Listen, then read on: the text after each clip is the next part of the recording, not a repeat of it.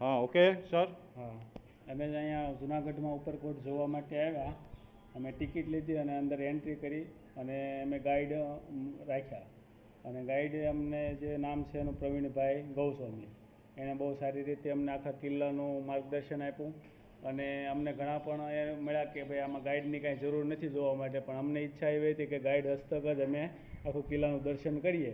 અને અમે પ્રવીણભાઈ ગૌસ્વામીને ગાઈડ તરીકે અમારી સાથે જોડાણા અને મને બહુ જ મજા આવી અને બહુ જ સારી રીતે એને બધું સમજાવ્યું.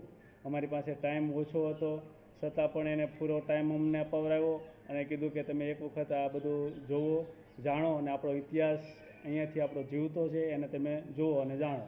અને અમને બહુ જ મજા આવી અને અમે આમાંથી 10 જે પોઈન્ટ હતા એ 10એ 10 અમને સારી રીતે સમજાવ્યા અને અમે પ્રવીણભાઈ ગૌસ્વામીને આમાંથી 10માંથી 10 પોઈન્ટ આપીએ છીએ.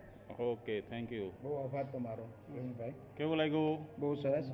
આને બેનો આપણે 2 કલાક જેવું થયું અંદર હા. ફરતા. તમને એવું લાગ્યું કે અમે કંટાળી ગયા, બોર થઈ ગયા?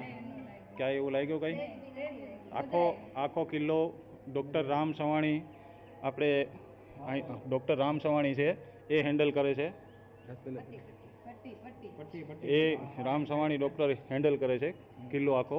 તમને એની ક્યાંય કોણ કચરો તમને જોવા મળ્યો આ જગ્યાએ? કોઈ જગ્યાએ? વ્યવસ્થા પણ બહુ સારી છે. તો એ રામભાઈ વિશે તમે 2 શબ્દ બોલો.